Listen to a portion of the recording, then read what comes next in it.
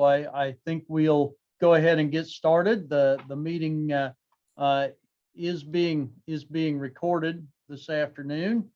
I'm Rodney Jones. Brent had a conflict today, so I'll be trying to serve as the MC today.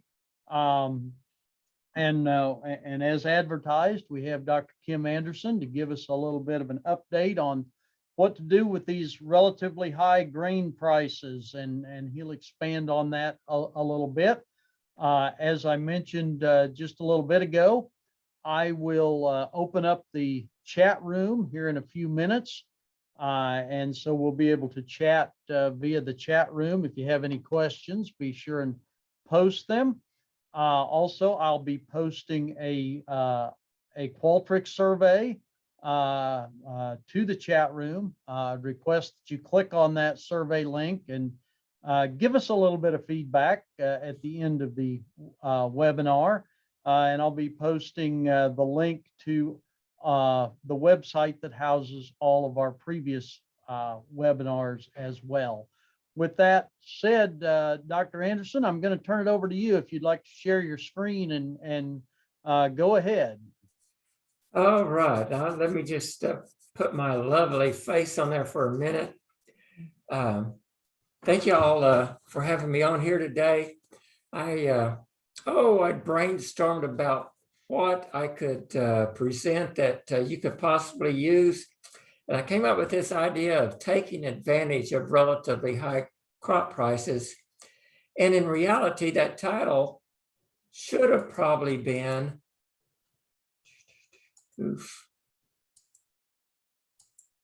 how to take advantage of relatively high crop prices.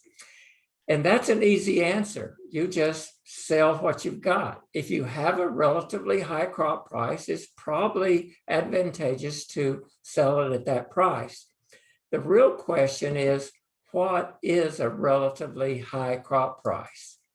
Now, there's some guidelines we need to follow. I think the first thing we need to recognize is anyone who says they can predict prices accurately enough to beat the market is an exceptional person, or they're lying through their teeth. And most of us are lying through our teeth. I know I've had about a 38-year career, and in that career, I predicted prices many times. I think my batting average is around 56% on the positive side. I don't claim that I can predict prices accurately enough to beat the market. So if you can't predict prices, why can't you? Well, it's because we have relatively efficient markets. Now, an efficient market is a market which incorporates all available information when determining price. So commodities like wheat, corn, soybeans, oats, cattle, hogs that are traded on commodity exchanges, the professionals that trade on those exchanges, they acquire all the information that they can get their hands on. They analyze that information. That determines if they're going to buy or sell the commodity, which helps them earn a profit. So how do you earn a profit in a market that incorporates all available information to determine the price? Well, it's earned by getting that relevant information before anyone else in the market, but the information by itself is not sufficient. You have to analyze the information better than the other market participants. So you obtain the information first, you determine whether it's going to cause prices to go up or down, and you take the appropriate position in the market to earn a profit. So what makes today's price different from yesterday's price? Or put another way, what's going to make tomorrow's price different from today's price? Now, I asked my wife of 52 years that question yesterday, and she said supply and demand. I, as an economist, had taught her well. Do you believe that? Do you believe supply and demand actually determines price? I don't. With the experience I have, I think I know with almost 100% certainty that there's no one or no company knows what the supply of corn is in the United States or the world, or wheat or beans, nor do we know what the demand is. So we use information to estimate what that supply is, and we use information to determine what those estimates are. So what is used to determine price, or what makes price different today than it was yesterday? That's new information. And if you buy into this, if you believe this, then by definition, prices cannot be predicted. So a guideline, if we can't predict prices, then how do we know how to buy and sell, or how should we go about buying and selling and making these decisions? Well, first thing we want to do is take the emotion out of it, because once it gets emotional, we're going to lose. Have a written plan. Now, it's just not any plan. You need to talk to the professionals. You need to study the markets. You need to know your cost of production. There's a lot of information you need to acquire and put together before you write that written plan. But write the plan down. I don't know if you're like me. When I make a decision or I have a plan, if it doesn't turn out the way I planned for it to, and I don't have it written down, my mind tends to change a little bit. Oh, that's what I thought would happen. If I write it down, it increases the odds, one, that it'll work, and two, that I'll have the discipline to follow that plan. If I'm raising corn or wheat or cattle or whatever, I want to keep a few head, or I want to keep a few bushels in storage to gamble with. In other words, go ahead and follow that plan and pull the trigger. And then the prices go up dramatically. You've still got some product to sell. And when you're in the coffee shop, you can say, hey, I sold wheat today at $8.50. You don't have to tell that you only sold 100 bushels. Or it's just kind of fun to do that. But only do that with commodities that you can afford to lose. Concentrate on producing a quality product that the market wants, and price will take care of itself. That's hard to believe, but that's one of the things that I have learned over the 30 plus years that I've been in this business. Rarely will you sell at the top of the market or the bottom of the market. So what you want to do is use the market, because you're not going to beat it. So what is a relatively high price? Now, this is Kansas City wheat prices from June the 1st of 2008 through June the 7th of 2021. Notice these prices run from about $3.70 down here on the bottom side to $9.90 on the top side. You go back to 2008, and you've got prices up near $10. So what in this price set, what is a relatively high price? Well, is it $6 and up? $6 is about the midpoint on these price ranges. But if you go to individual years, let me go back down. If you go, there we go. If you go to individual years back in 2008, a good price was around $8. If you go to the years from 15 through 20, $6 and up would have been an excellent price. But you get down here, $4.50 was a relatively good price. If you look at this, June 1, 15 through December of 20, and you go to the mid part at $4.80, is that a relatively high price?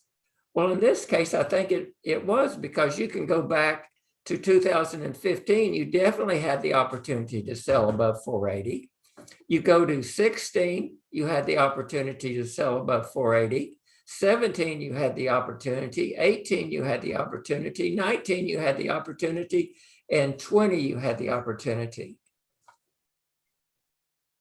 But if you look back here in 11 through 14, $4.80 and up was not a good price.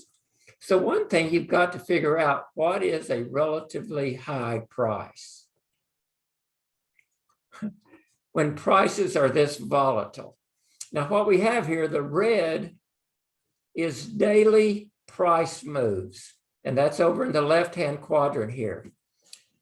The green is your daily cash price for wheat, starting in April of 2005, going through April of 2021. Your average daily price move was 9 cents a bushel. So when you get up every morning, you can expect on the average a 9-cent price move. And you see that when prices are relatively low, you get smaller price moves, or prices are above the $6 level, you get larger price moves.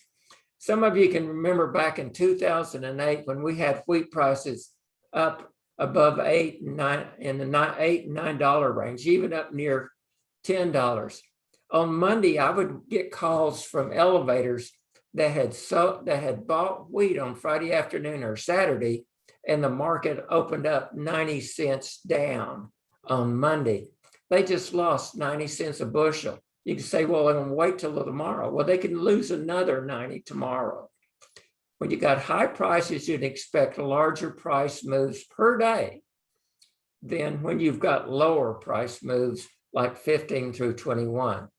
So what is a relatively high price? It's also a function of how much you can expect each day the price to move. Well, what about price moves from harvest? So let's go back to 2008. And if these are monthly, Oklahoma monthly average wheat prices on the red line here.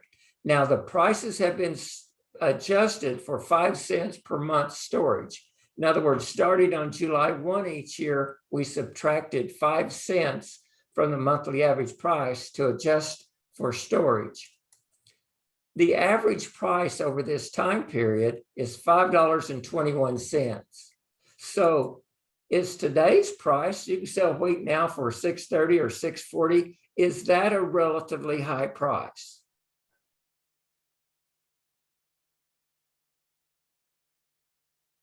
Well, it depends, doesn't it? You can go back. How much can price move from here? Well, you go back to 2008, prices at harvest were just under $8, $7.50 to $8 for 2 or 3 months. But within 6 months, in other words, by December the 31st, the price had fallen $3.32. So obviously the harvest price was a relatively high price. You go to 2009, we've got $5.75 for the harvest price. Is that a relatively high price?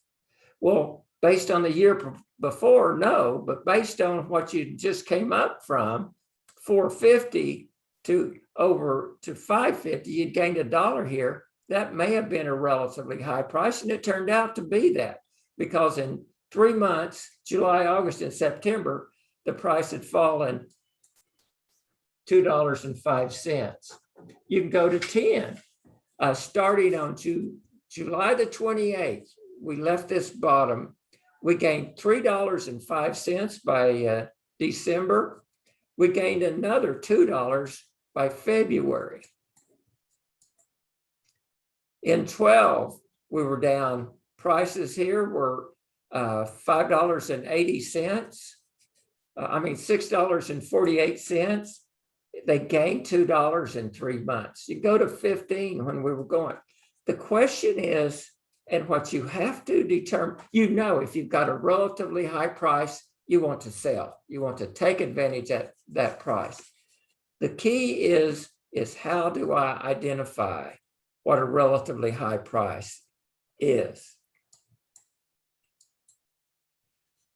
Well, this is your Oklahoma monthly average prices from 2009 through 2020.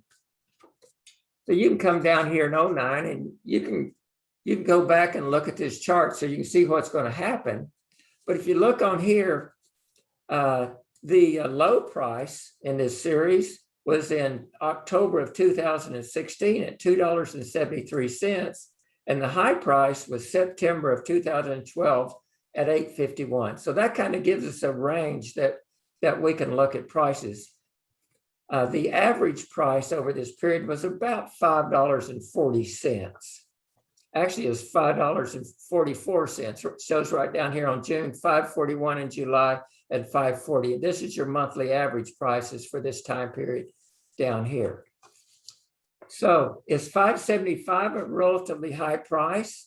It turned out that it was, because prices peaked in June, $5.17, $4.21, and down.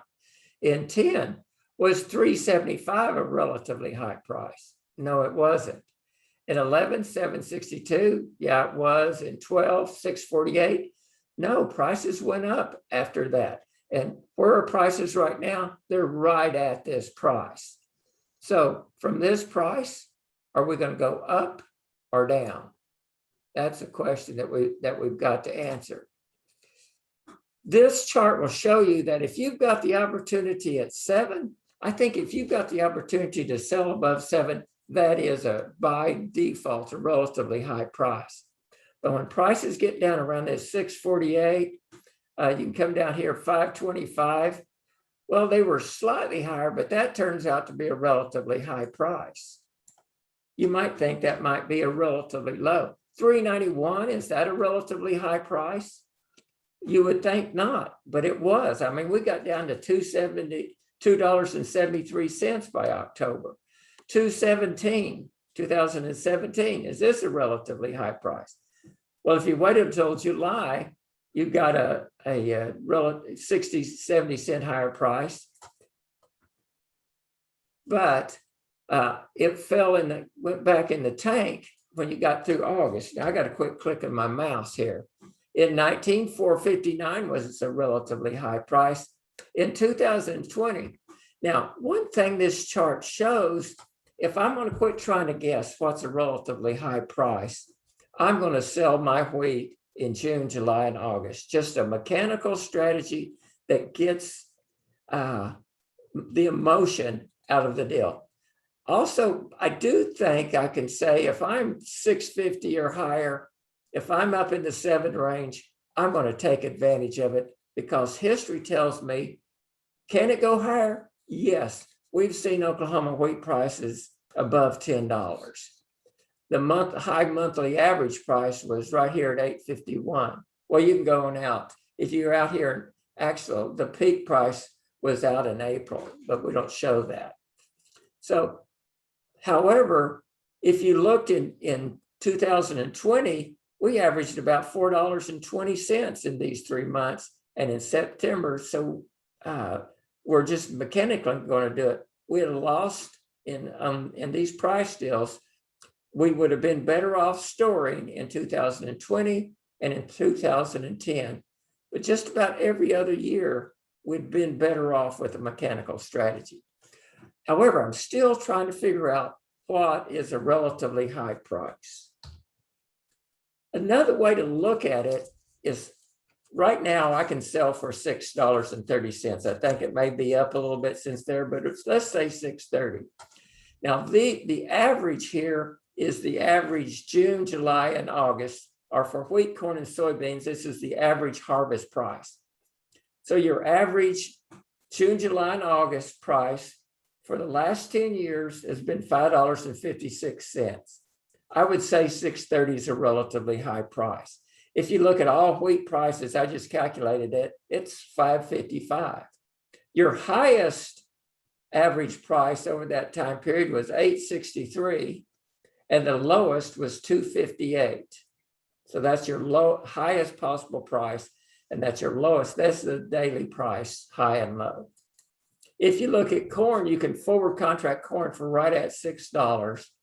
The average, and this is the September, October average harvest price. The average is $4.10, the max is $7.60, and the minimum is $2.60. So I'd say $6 is a relatively high price. I might ought to take some of that. Soybeans, you can forward contract for $13.81. the average is 968. The highest ever is 1372.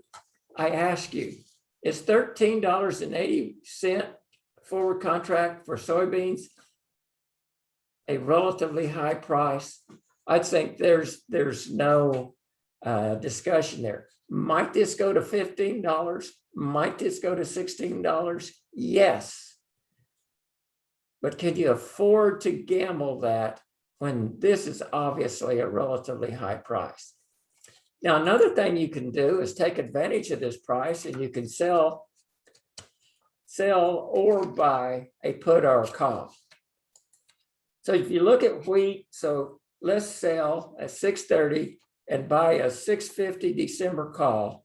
It's going to cost me about 65 cents. So at 631 when I figured this the first time. So 631 minus 65 gives me a guaranteed price of 566. Is that a relatively high price? Well, our average, it gives me right at average. So I wouldn't say that is relatively high. However, if I think wheat prices are going up, and remember, I don't believe you can predict prices accurately enough to take advantage of the market. So the question is do I want to gamble on higher prices? And I'll talk about how to make this decision in just a moment. Now, what I would do is you can buy a March at the money put for 70 cents or for another nickel.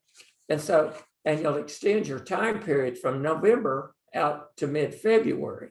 And for a nickel a bushel, if I'm going to do this, I'm probably going to do the 70 cents because that's going to give me more time for this to pay out for me. If you look at corn, you can buy a $6 put for 66 cents or have a minimum price of $5.19.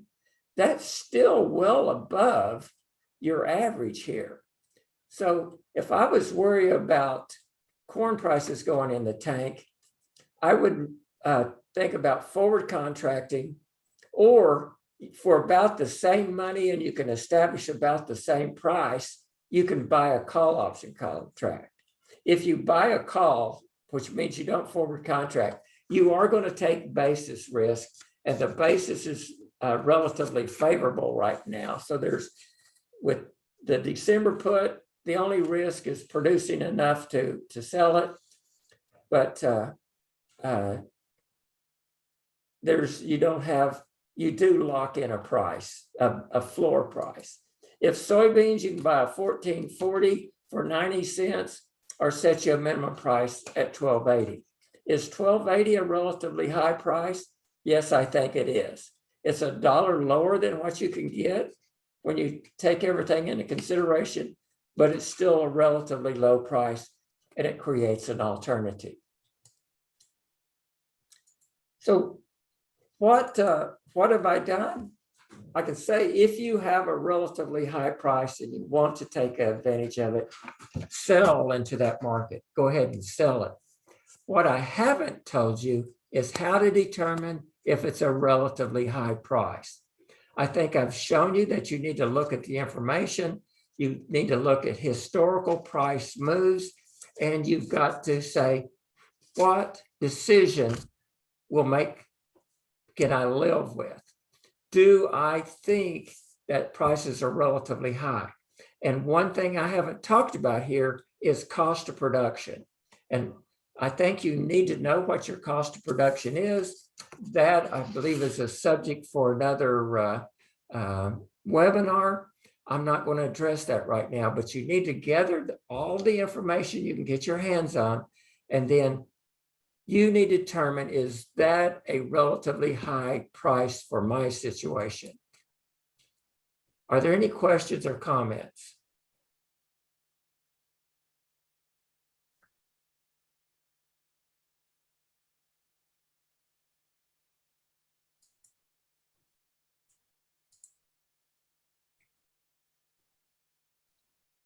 See, chat is 3.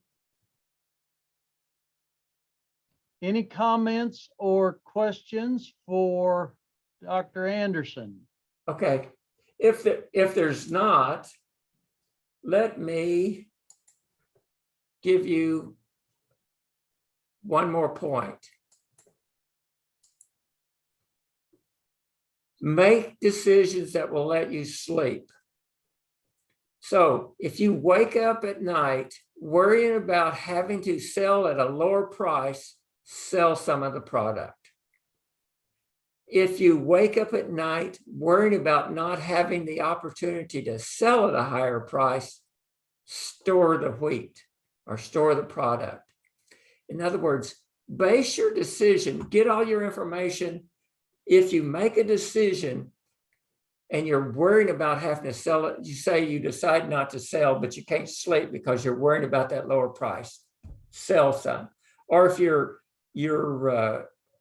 worried about, oh, well, if I sell it, I won't have the opportunity to sell at a higher price, store the wheat. Let me tell you the story of a producer. It was back in the 2012 time period when wheat prices hit $9. And he hadn't sold, and he called me, and prices were at $7.75. And he says, Kim, will wheat prices go back to $9? And I said, I don't believe so. In my opinion, you've got about a 10% chance of gaining $1.25 on prices. He said, well, if it'll go back to $9, I can buy new equipment. He said, yeah, that sounds a little strange, but I'm driving 1984 model equipment. And if I can get $9, I can buy the equipment. Well, in about 5 weeks, and over time, I watched that his elevator price. It went to 903, 905, and 904 for 3 days, about 5 weeks after that phone call. And I said, yes, he's getting his new equipment. And so I called him. I said, did you sell it? And he said, no. I said, why? He said, I was told it was going to $10. Now, he made the right decision in holding it, because if he would have sold it, he wouldn't have been able to sleep at night, because he wanted the opportunity to buy new equipment.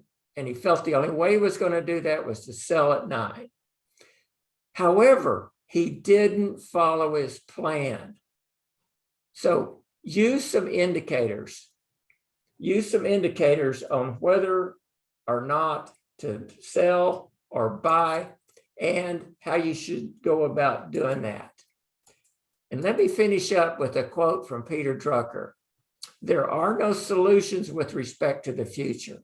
There are only choices between courses of action, each imperfect, each risky, each uncertain, and each requiring different efforts and involving different costs.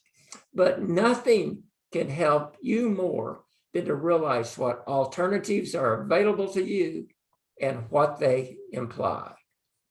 And with that, I thank you very much. I've enjoyed the opportunity to visit with you. Rodney?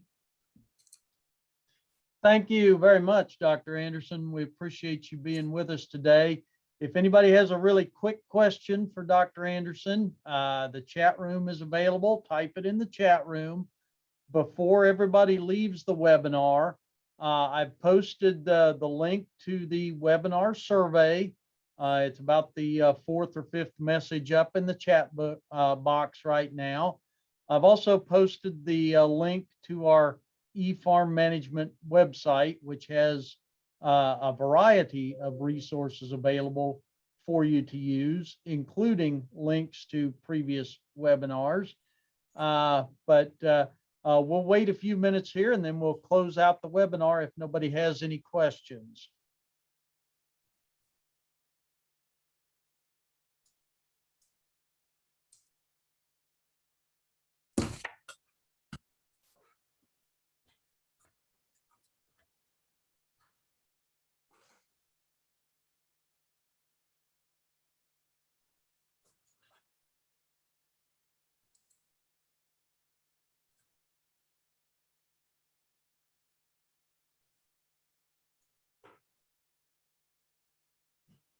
Oh, let me see. I got a question here. What is the scoop on the longevity of increased milo demand? Has freeze damage in Oklahoma been estimated? I don't know the answer on the freeze damage. I don't know that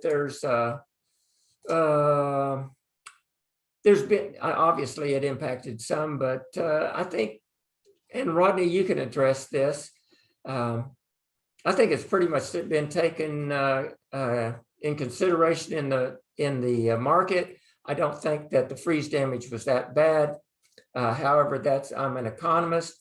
How long can the milo demand last? That's a China question, and China can change their mind on in a nanosecond. However, in China, it's got two uses. One's for feed, but one's for an alcoholic beverage. That's two good uses, and there's a shortage of feed products in China. They don't have an import tax on milo. They do on corn. They like to use milo and import it. So I think it's going to stay with us for a while. But again, remember the first point I made in this presentation was anybody that says they can predict prices is probably lying through their teeth. Thank you, Dr. Anderson. Rumors I'm hearing on the freeze damage, very, very spotty, but probably fairly minimal across the board in Oklahoma. If you got it, it was bad and it's important. If you don't, did I say that right, or should I kept my mouth shut for once?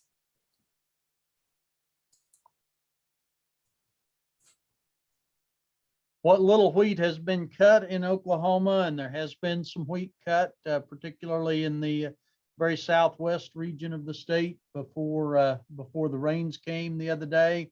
The wheat quality is very good, and the yields have been very good so far. But it's pretty small geographic region that there's been any wheat cut yet.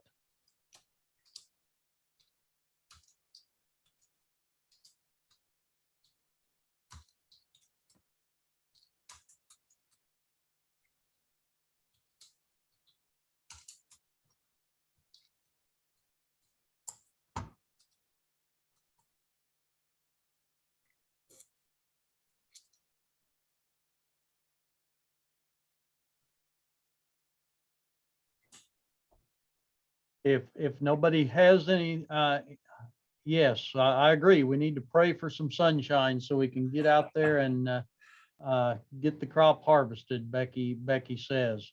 If nobody has anything else, feel free to complete the webinar survey, and we'll look forward to seeing you on our next webinar.